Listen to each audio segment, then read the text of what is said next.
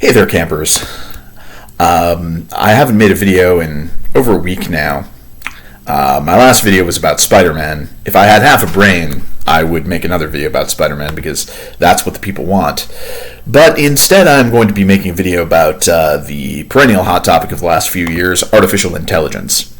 As always, I have no particular expertise on this topic, just loudly articulated opinions, none of which will be particularly original, but they will be enunciated confidently. I definitely have never had a mind for STEM, that is science, technology, engineering, math. I mostly think in terms of what are the implications for human beings. A lot of people are saying AI is great for medical technology, for detecting cancer and stuff like that. That's obviously great. Thumbs up there. You know, I'm against cancer. That's one of the hard-hitting opinions I will never compromise on. Cancer's bad. I have the integrity to say that. Am I anti-AI? Well, you might as well ask tiny coastal town if it's anti-hurricanes. Probably, but it doesn't matter. And look, I've used ChatGPT and Grok and such pretty regularly. I mean, which is to say I've played with them because they basically are fun toys. If we want to give them an enormous amount of credit, we can say that they're tools.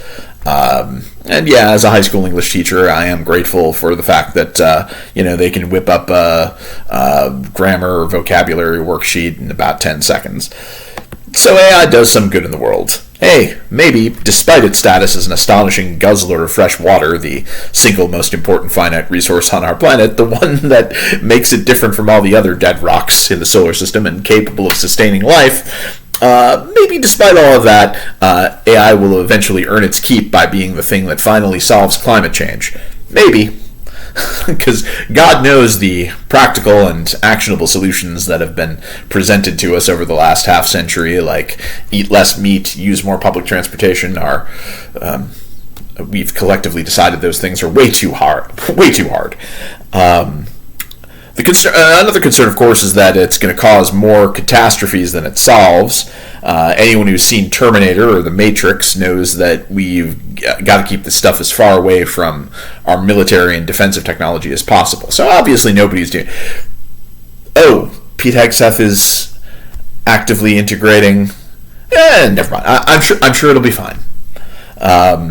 Then there's the concerns that are perhaps lesser to most people, but pretty near and dear to my heart and those of most of my friends.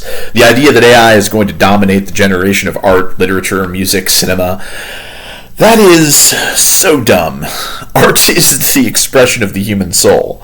The fact that there's any demand for AI-generated art at all, I mean, beyond momentary novelty, it's depressing and dumb.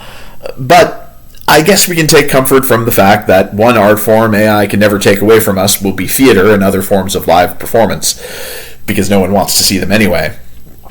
And what's always been wild to me is that the titans of Silicon Valley, like Sam Altman, Peter Thiel, good old Zuck, good old Muskie, are all absolutely brilliant individuals, way smarter than you or me, but also certifiably psychotic and unrelentingly hostile to the interests of the human race, particularly when those interests conflict with their own ever-expanding monetary fortunes.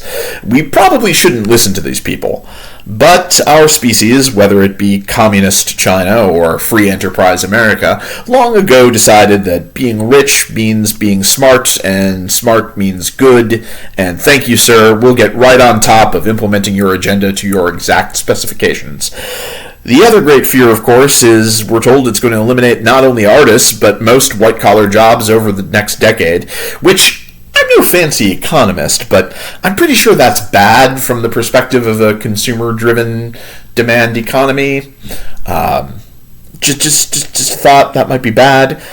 Now, smug right-wing blue-collar types are being insufferable about this, predictably, because they're insufferable about everything. You dumb losers who went to college will be out of the streets, while plumbers like me are going to keep on raking in the cash.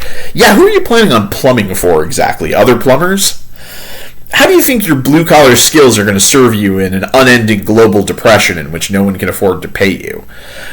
Sorry, you'll find out. I don't want to ruin the surprise. But yeah, this build a giant machine that will conservatively eliminate half of all compensated occupations plan gives me a bit of pause, and a lot of other people too. what's really amazing is how top-down all of the demand for this is. Because no one wants this, except for the Silicon Valley oligarchs and the Wall Street oligarchs who keep on giving them money. When you point out the civilization-destroying consequences to these people, they answer something like, yeah, we gotta do it though. Why? 'Cause.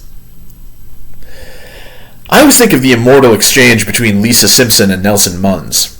Nuke the whales? You don't really believe that, do you? I don't know. Gotta nuke something. There's been some talk this will all lead to a universal basic income, a sort of robo-socialism. That sounds nice.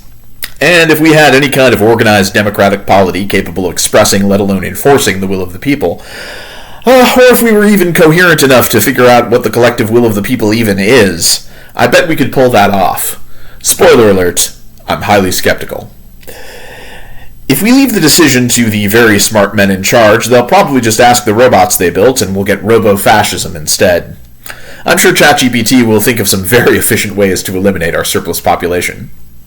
I see you're attempting to cull the human species. That's an interesting idea that may prove profitable in the long term. Let me give you some options. As I watch this phenomenon expand exponentially and spin entirely out of the realm of human control, certainly it's never been in the realm of my control, I think of one of my favorite plays, Rosencrantz and Guildenstern Are Dead, by the late Tom Stoppard. You may have heard of it. In some ways it's an early piece of metafiction. It takes two small supporting characters from Shakespeare's Hamlet and makes them the lead characters.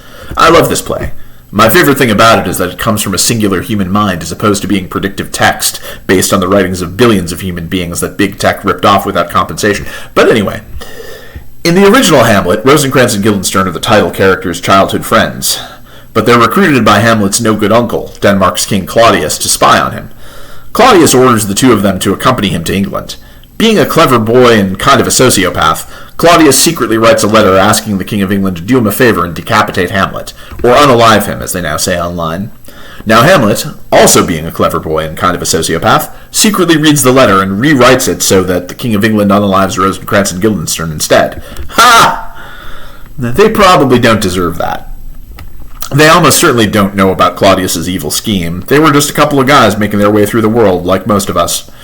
So when Stoppard made the two of them the main characters in his play, he essentially created a fable about helplessness, about fate, and how it steps on us all.